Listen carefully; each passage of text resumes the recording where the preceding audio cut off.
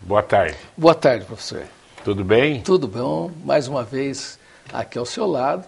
Feliz da vida. Hoje é dia do amigo, então... É verdade. Pois é. Verdade. Estamos juntos, amigo. E a TV Prevê tem você como um grande amigo já, Eu viu? também já sou, assim, muito prestigiado e privilegiado por me sentir amigo da TV Prevê. Obrigado, Celso. Bom, para Bauru foi muito bom, né? Hoje nós temos 2 deputados estaduais realmente vendo os interesses da nossa comunidade, tanto privada como pública. E o Celso mal começou, já se caracteriza como um deputado extremamente gentil, é um homem de formação cristã, e acho que isso é fundamental para uma comunidade. E eu quero de início, eu estou sempre preocupado em ver as coisas da nossa aldeia, da nossa região. Antes de entrar até nas coisas macro desse país, Celso, que balanço que você faz? Está há 4 meses, deputado. 4 meses. Né? Nós pouco entramos, tempo, mas... Nós entramos no dia 15 de março. 15 São de março. Paulo demorou um pouquinho para os verdade. deputados que estavam entrando novos. Dia 15 de março nós tomamos posse.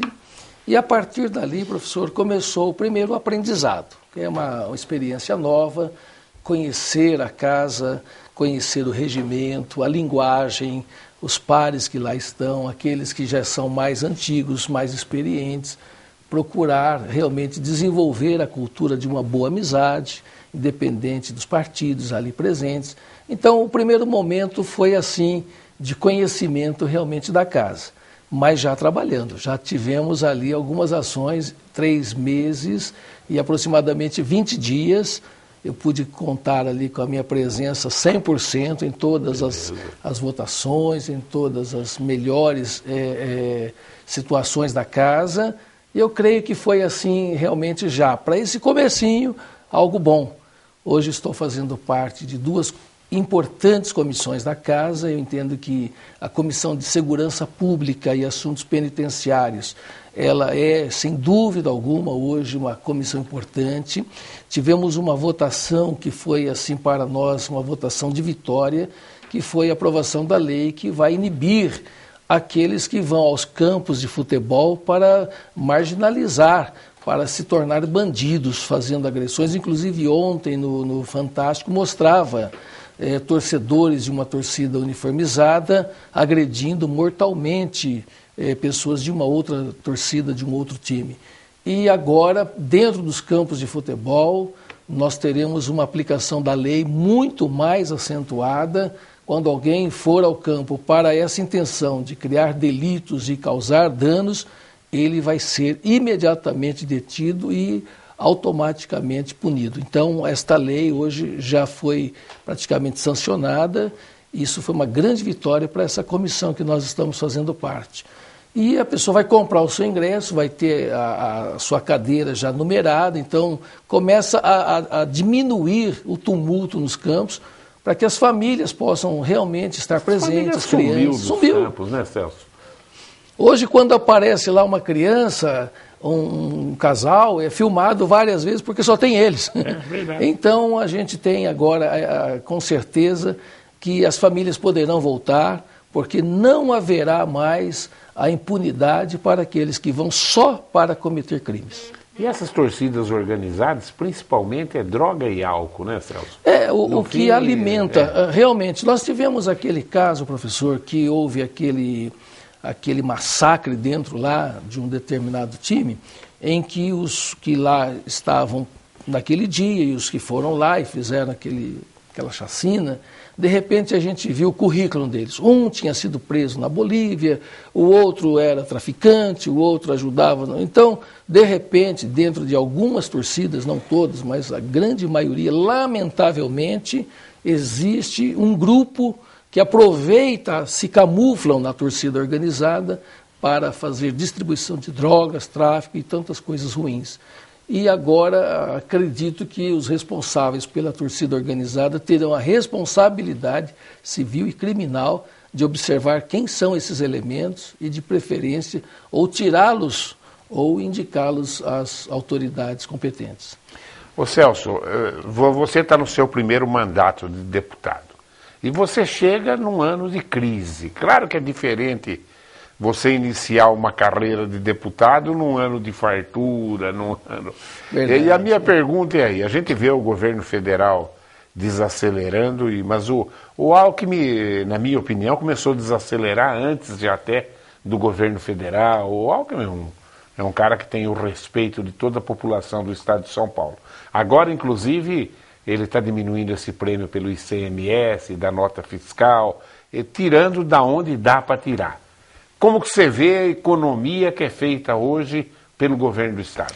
Professor, eu vejo que o governador, ele muito sabiamente, ele tem procurado conter agora os gastos, as despesas da sua administração. O governo realmente está passando por um processo de enxugamento da máquina administrativa. Muitas ações que demandavam altos custos foram, inclusive, votadas na Assembleia para que o governo pudesse realmente enxugar.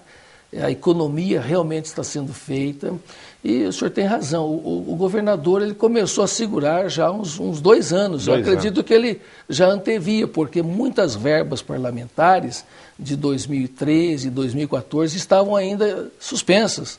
Nós novatos que chegamos realmente com muita sede, mas encontramos lá mais sedentos que nós. E os deputados mais antigos também reclamando que algumas das emendas ainda não tinham sido liberadas. No final desse primeiro tempo nosso, foram 40 dias de trabalho mais ou menos, foi nos informado que os deputados novatos teriam aí uma verba de 2 milhões para contemplar alguns municípios.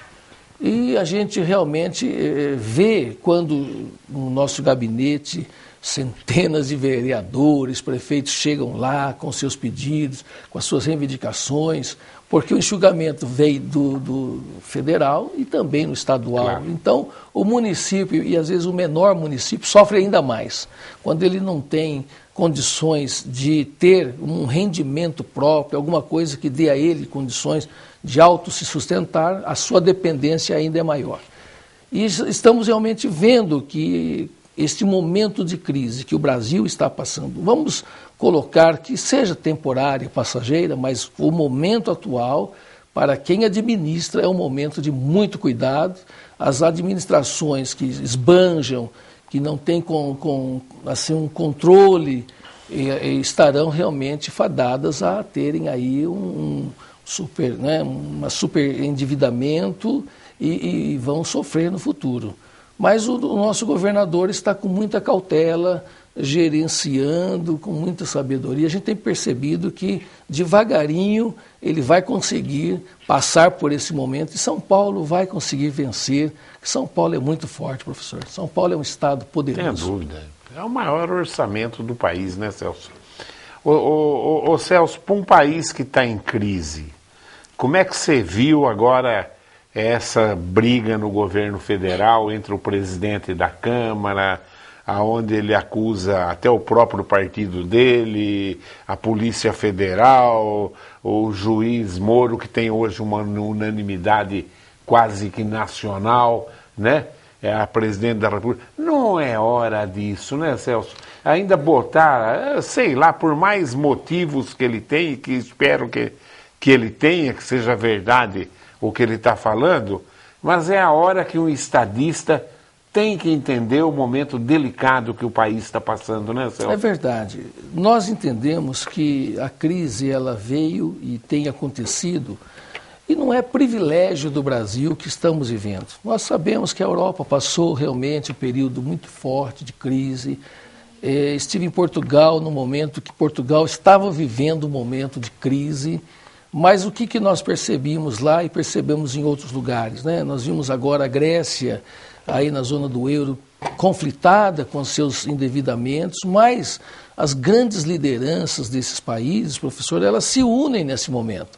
Elas não se agridem, aonde a população acaba tendo um pouquinho de amparo. E o Brasil está vivendo aí já uma crise política, uma crise financeira. E agora, para ajudar, os 3 poderes começam a se conflitar. E o mais recente caso, como o senhor disse, é do nosso presidente da Câmara dos Deputados. Se ele tem ou não tem realmente alguma dívida junto a esta questão que está sendo aí apontado, eu acho que mais do que ficar agora num ataque frontal e quem sabe até pensando que com isso ele vai justificar se houver a sua falha, eu acho que nesse momento tinha que ter uma outra postura. Agora, é claro que o partido dele não vai acompanhá-lo. O partido dele é um partido que vem há muito tempo alinhado ao governo. E se não acompanhar, ele fica isolado também. Mas né? é o que vai acontecer, né, professor? Acho que o nosso querido Cunha tinha que, neste momento, se ater a mostrar a sua idoneidade a toda a nação, dizer e comprovar que todas as acusações são falsas, embora cabe a quem acusa o ônus da prova, porém, ultimamente, ao contrário, a pessoa acusa, joga ali e aquele que está sendo acusado que se vire para provar se é ou não é honesto. Mas, de qualquer forma, esse contra-ataque, ele não vai colaborar para que ele consiga mostrar a sua inocência e também não vai colaborar para que o Brasil tenha uma estabilidade. Pelo contrário, com este ataque frontal, a instabilidade financeira continua ainda maior. A gente vê as bolsas de valores sofrendo isso, nós vemos aí os aumentos cada vez mais dos produtos. Então, quer dizer, a crise está lá, o conflito está lá e o povo vai continuar sofrendo e ainda mais. Nós lamentamos isso. Bom, uma notícia boa que parece-me que chegou 6 milhões aí do tratamento de esgoto. É só uma parte, mas pelo menos se começou a mandar, pode ser que a sequência venha tudo, né, Celso? Eu creio que essa liberação vai trazer para Bauru já um alívio naquilo que nós temos visto hoje, que é um sonho antigo. A gente sabe que há muito tempo sonha-se dar a Bauru esta condição de que o nosso querido rio Bauru não seja mais aquilo que é. É um rio que hoje ele é apenas um corredor de esgoto a céu aberto. E a gente sabe que Bauru pode e merece ter realmente o amparo do governo federal para as suas necessidades. Esta já começa a aliviar. Eu creio que nós teremos aí, quem sabe mais à frente, um pouco mais de recursos oriundos para este e outros fins.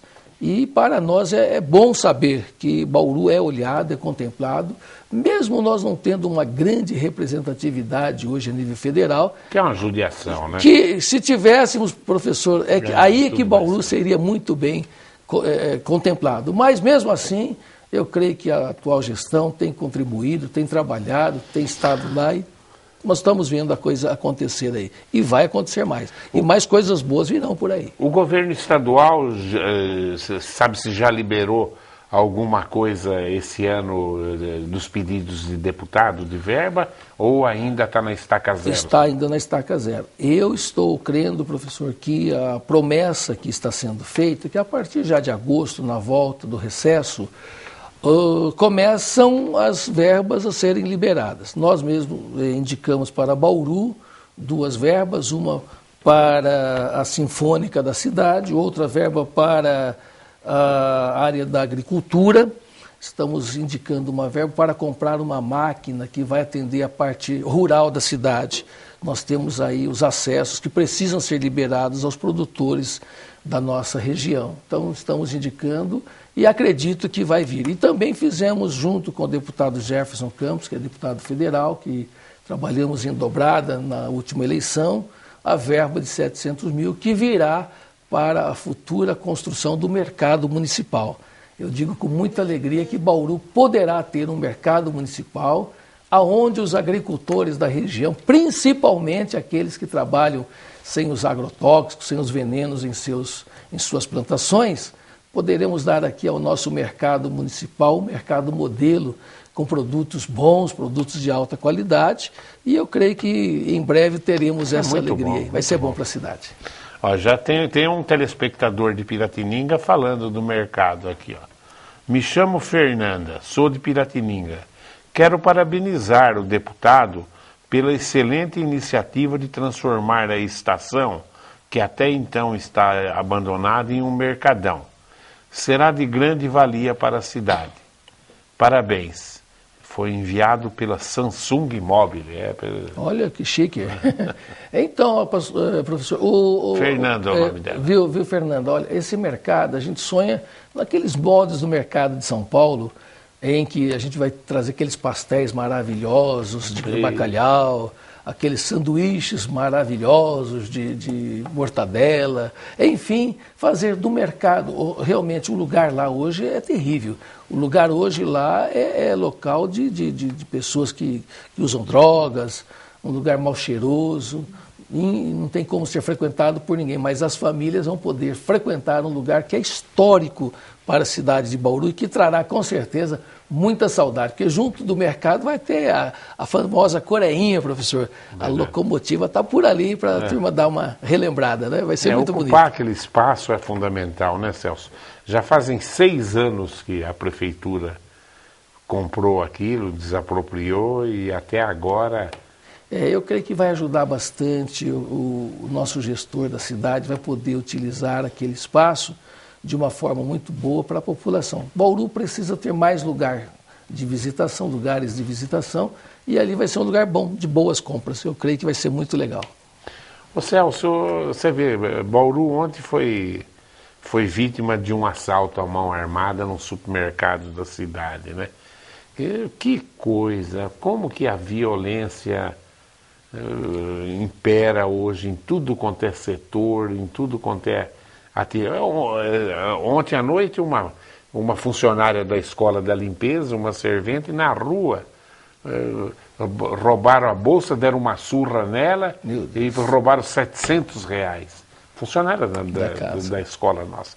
Mas que tristeza, onde vai parar isso, hein, Celso? Olha, professor, a violência, ela é uma consequência que tem vários fatores. Nós entendemos que a própria postura dos governos no passado foi gerando esse tipo de resultado, porque a partir do momento que o ser humano não tem uma boa educação, o ser humano não tem condições de cuidar da sua família, o homem ele sai a campo, busca um emprego e não consegue, volta para casa, vê os filhos passar fome, embora a gente possa até dizer, mas isso não justifica. Claro, eu cresci numa família pobre, a minha mãe era empregada doméstica, eu morei numa casinha de chão batido quando criança, lutei, cresci e não me tornei mais marginal. Então a gente não pode dizer que a pobreza, a necessidade é que vai levar à marginalidade. Mas a gente sabe que quando o ambiente onde a pessoa está é deteriorado, o caminho é esse. Então nós vemos que algumas facilidades que a pessoa acha que vai ter, roubando, tirando de uma forma muito mais rápida, ele vai conseguir sucesso, vai conseguir isso. O que na realidade não acontece. E a violência hoje está quase incontrolável, professor. Com muita tristeza a gente vê que os seres humanos não estão mais valorizando a vida vale um celular, a vida vale R$10.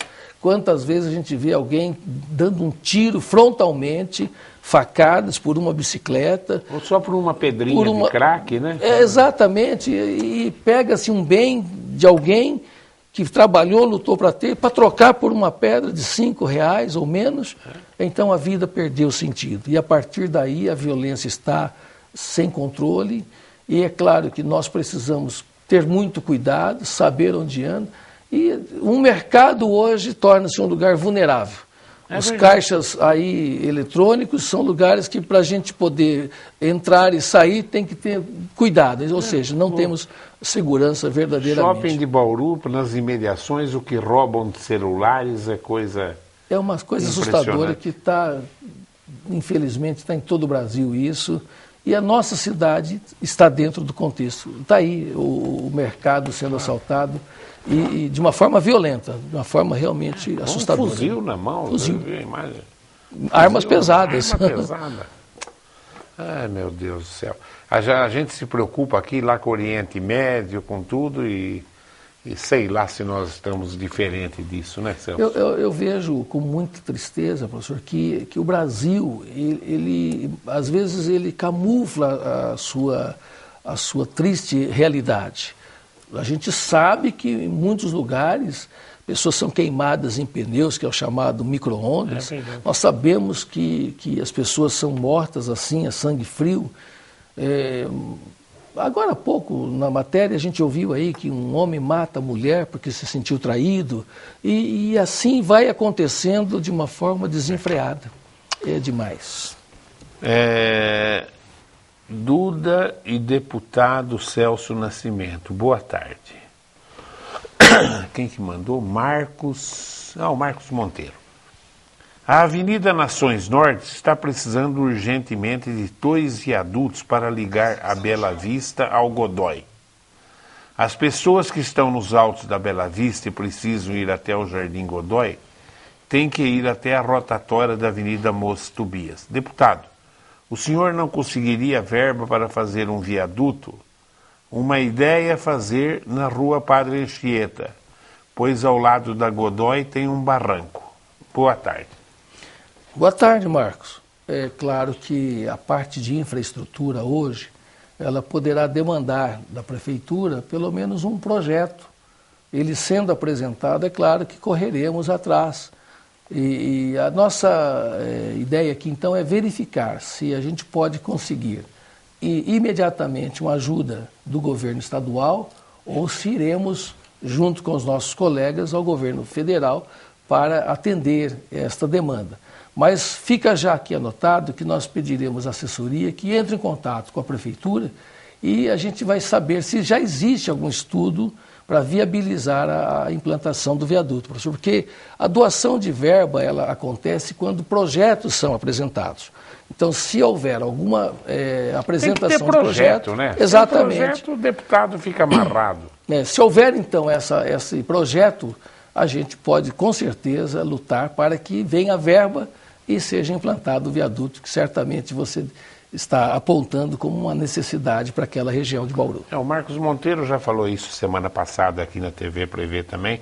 Vereadores anotaram. Ótimo. Tal. Ano de... Esta força-tarefa, vamos lutar para que no futuro ela possa acontecer. A hora que a grana está pouca, né, Marcos? Tudo fica mais difícil, né? Mas tem que tentar, é isso aí. Lutar para isso. Pensar no futuro. Luiz César de Alves Moreira Filho. Gostaria de saber do deputado como ele vê a onda de greve por parte dos funcionários públicos em período de crise econômica. Já no caso específico dos agentes penitenciários, poderá ter a privatização do serviço, como parece ter em Minas Gerais? Em Minas Isso, já existe lá um sistema de... Não sabia, não. Privatização. Ele perguntou, você acha que pode chegar nisso até aqui no estado de São Paulo? A privatização em algumas áreas, ela se torna até, de repente, mais assim, real e importante do que a ilusão de que só o Estado fazendo e mandando e comandando dê certo. A gente viu que em algumas áreas a privatização ela melhorou muito. Temos hoje também o exemplo dos aeroportos, que tem trabalhado nessa questão de privatização, professor, e mudou sensivelmente. Aonde a privatização aconteceu, o cuidado, a melhoria, ampliou-se e tudo mais. Na questão de segurança, eu vejo que se houver a privatização, é claro que a administração ela terá uma competência melhor do que a que muitas vezes acontece via Estado. Não que o Estado não tenha competência de gerenciar, tem sim, só que muitas vezes a fiscalização do trabalho no Estado, professor, é mais complexo, porque quem seria o fiscalizador do agente que está ali trabalhando? O próximo dele faz parte também de uma realidade que aquele agente está vivendo. Às vezes o salário insuficiente, a demanda das suas necessidades. Então, se ele, agente, ganha pouco, o seu chefe superior ali também ganha pouco, e as greves são em função disso. Muitas delas a gente entende que deveriam ser, no mínimo, negociadas, mas é um direito de manifestação que existe para que se consiga, de repente, sentar-se a uma mesa de negociações. Então, a greve, quando ela se manifesta, ela vem com esta conotação. Olha, nós precisamos sentar, conversar, ver qual é o melhor. Aí a proposta do empresário, ou do patrão, ou do governo, para ver se atende à necessidade do funcionário, daquele que está ali pedindo. Mas a privatização, ela se torna útil quando realmente atende às necessidades do cuidado para aquilo que está sendo feito e dos valores que o Estado poderá, de repente, até economizar. Se vier a privatização para esta área, pode ter certeza que será muito bem recebida, como em outros estados que estão acontecendo, e o cuidado e as melhorias vão acontecendo. Penitenciárias que já estão sendo também trabalhadas e cuidadas por sistema já de privatização, mudaram totalmente o conceito de penitenciária. Então, de repente, pode atender a demanda e a necessidade de mudanças melhores. Ô Celso, o seu partido tem 3 deputados estaduais, né? E na nossa cidade, que é você, que já foi secretário municipal aqui, tem toda uma história importante em Bauru. É claro que daqui para frente, até com essa personalidade sua de integração com a comunidade, e a gente tem visto o trabalho que você está realizando em Bauru e sabe que esse trabalho dá frutos mesmo. Então a gente pensa nas próximas eleições municipais. O que pensa o Celso Nascimento para as próximas eleições municipais, para prefeito, você, seu partido? De que maneira? É óbvio que você vai ter uma influência muito importante nas próximas eleições.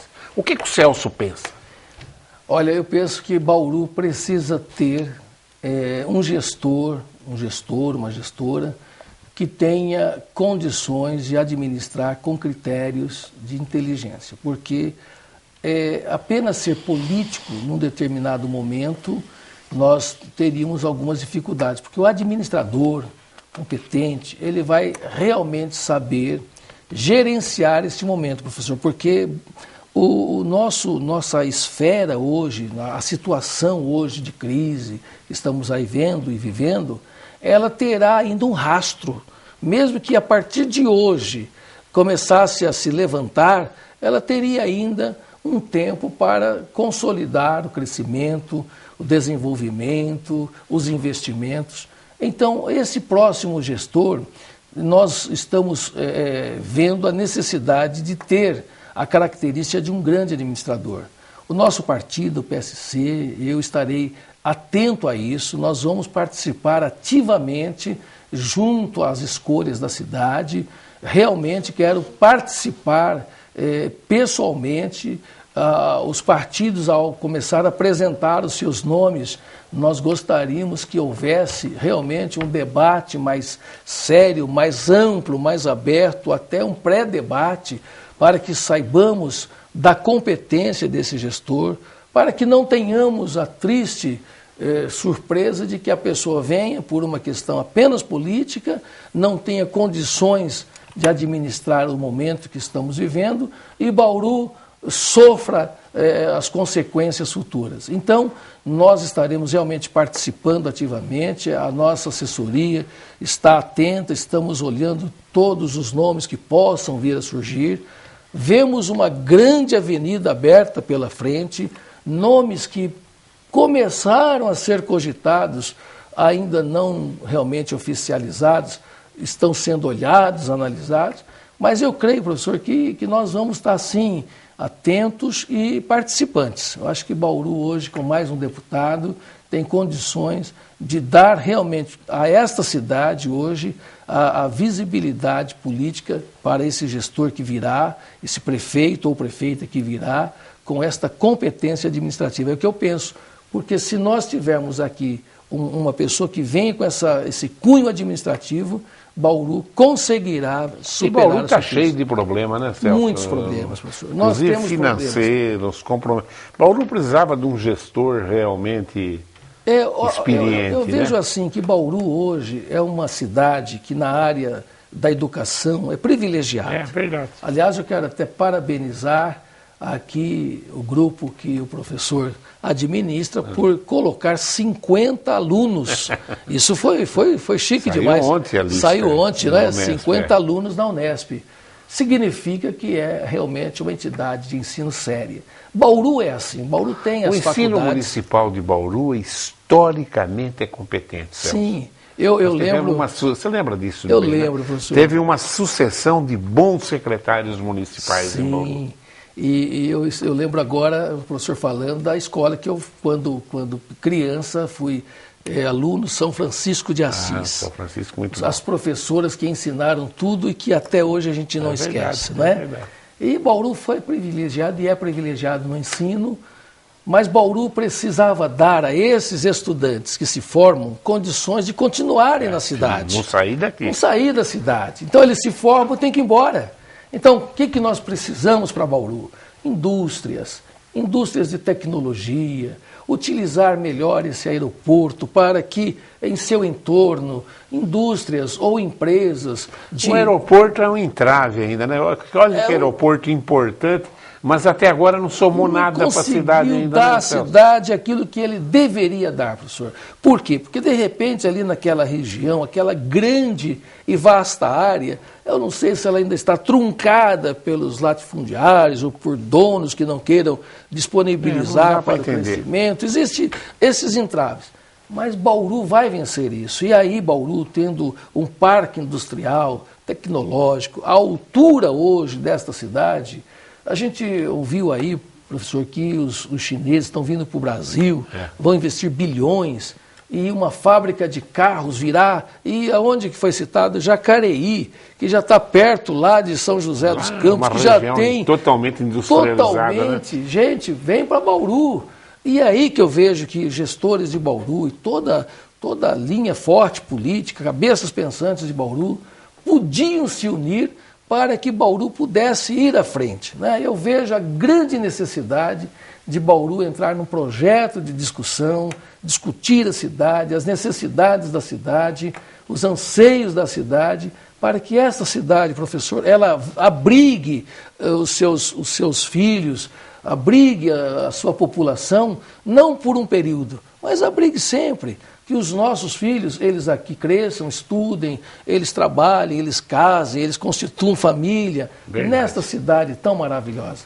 Eu acho que é assim que Bauru vai crescer. Celso, que outras cidades da região o PSC tem condições de participar da discussão política da cidade? Nós temos, professor, através já da assessoria, os nossos contatos. Aqui Arialva, Piratininga, Agudos, Dois Córregos, Pederneiras, Jaú, Avaré, Lins, e as menores cidades próximas, nós estamos ali já bem atuante. Os contatos com vários vereadores do partido mesmo, vereadores que estavam aí, querem entrar, outros que estão querendo chegar. Então eu creio que esta nossa região aqui, circunvizinha, nós teremos aí talvez uns 20 a 25 vereadores feitos pelo PSC. O PSC não vai ser mais partido de figuração, ele vai fazer parte, vai ser um protagonista na história de cada cidade. Estamos trabalhando para isso. Aqui na cidade, realmente, nós conseguimos já esse feito da eleição do deputado. Teremos também a eleição de vereadores. Estamos lutando para montar um quadro bem legal para que tenhamos realmente a participação junto ao município. Eu creio, professor, que o PSC vai ser realmente um partido de trabalho participativo, Bauru e região. Estamos trabalhando para isso. O Pedro Valentim faz uma pergunta aqui. É preciso que no estado de São Paulo o ensino primário, do primário até o médio, seja de forma integral, quer dizer, 2 períodos de aula. Isso, com certeza, ajudaria a diminuir a criminalidade. Qual a sua opinião? Eu concordo com você, Pedro. Eu acredito que quanto mais educação, mais condições da criança, do adolescente, do jovem, ter uma postura ética, moral e se tornar um cidadão de bem. Você está coberto de razão. Se nós pudéssemos ter, professor, o aluno mais tempo sendo educado, com cursos profissionalizantes, não é? Professor, eu lembro agora aqui do antigo Reco-Reco. E aí eu fico meio confrontado com a famosa lei da criança e do adolescente, que tirou a criança de uma determinada área de trabalho. Eu acredito até que muitas vezes há alguns exageros, né? Eu acho que a criança trabalhando, mas de uma forma disciplinada, acompanhada, podendo estudar, podendo aprender uma profissão, não lhe faz mal algum. Eu nunca soube que a criança que trabalhou no Reco-Reco, que trabalhou ali na Polícia Mirim, era a Polícia Mirim que chamava, ou a Polícia Feminina Mirim, enfim, se tornasse bandido por trabalhar. Aqui em Bauru tem até promotor que veio dali, vereador, o Batata. Então, professor. Entendeu? O João Parreira. Então, quer dizer, começaram ali. A criança que começou a trabalhar, e ela tinha o período de ensino, o período de aprendizado, ela se tornou cidadão de bem. Eu acredito que é isso que está faltando hoje. Os planos educacionais que querem dizer que a criança só vai trabalhar depois de grande, ela, quando for grande, ela não aprendeu nada. Não aprendeu nada, não sabe nada. É a mesma coisa hoje, as meninas que crescem, não sabem fazer um arroz, não sabem lavar uma roupa, não sabe nada. E aí vai casar, vai ser um fracasso. Então a gente sabe que a criança precisa aprender. E o Pedro tem toda a razão. Se pudesse estudar de manhã e de tarde, de manhã as matérias curriculares, à tarde matérias profissionalizantes, ou vice-versa, nós teríamos melhores jovens, cabeça boa, porque na escola vai aprender o que é bom. É isso, a alimentação na própria escola já melhora 1000%. Né? Lá na escola São Francisco de Assis, o melhor alimento que eu tinha era merenda. Era bom demais. Juliana Araújo. A investigação dos preços abusivos dos combustíveis em Araras, eu sei que você tem um trabalho lá, você vai aproveitar para falar. Refletiu na região e agora temos preços mais acessíveis em Araras e região. Está vindo por iPhone de lá. Pois em Rio Claro, está te assistindo pela internet, Celso. Os preços também estavam altíssimos. Parabéns pela tua ação no Estado. Olha, nós tivemos a informação de preços abusivos, formação de cartel e conseguimos aí, através de ações junto ao PROCON daquela região, tivemos aí o encaminhamento pedindo que houvessem providências, professor, porque nós entendemos que hoje a população já padece com altos impostos. A gente vê o sofrimento das pessoas que cada produto que ele adquire tem 50%, 60%, alguns até 70%, que é o imposto embutido naquele produto. Demais. E além daquilo, o comerciante ainda colocar um pouco mais já é abusivo. Nós entendemos que você, comerciante, você, empresário, tem o direito, sim, claro, de receber aí a parte que lhe é direita. Mas o exagero vai ferir a Constituição, vai ferir a população, vai ferir a condição econômica das pessoas. Então, foi isso que nós fizemos.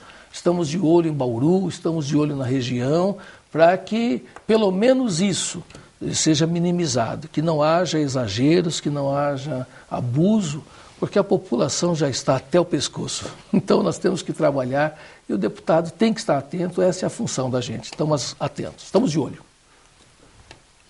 Bom, você viu o nosso novo deputado aí, a TV Prefeito vai ficar de olho nele também. Então, percebendo uma vontade excepcional e é isso que a cidade precisa. O que você gostaria de falar mais para a população de Bauru, Celso? Eu quero agradecer, professor, a oportunidade de estar aqui, dizer a esta cidade amiga, hoje é o dia do amigo, quero dizer a todos vocês que os tenho como amigo, e desejar a esta cidade crescimento, paz, prosperidade a todas as famílias, a todos os jovens, pelo amor de Deus, cuidado com o álcool, evite álcool quando estiver dirigindo, evite drogas, porque você tem muito a oferecer para você, para a sua família, para o seu país, então se cuide. Um grande abraço. Eu até vou emendar em cima do que o Celso falou aí. Quer dizer, o álcool faz um mal impressionante. É uma droga lícita, lamentavelmente ilícita, gera impostos, claro, né? não alimenta uma rede de bandido como alimenta as drogas ilícitas. E às vezes tem droga ilícita que não faz até o mal que o álcool faz.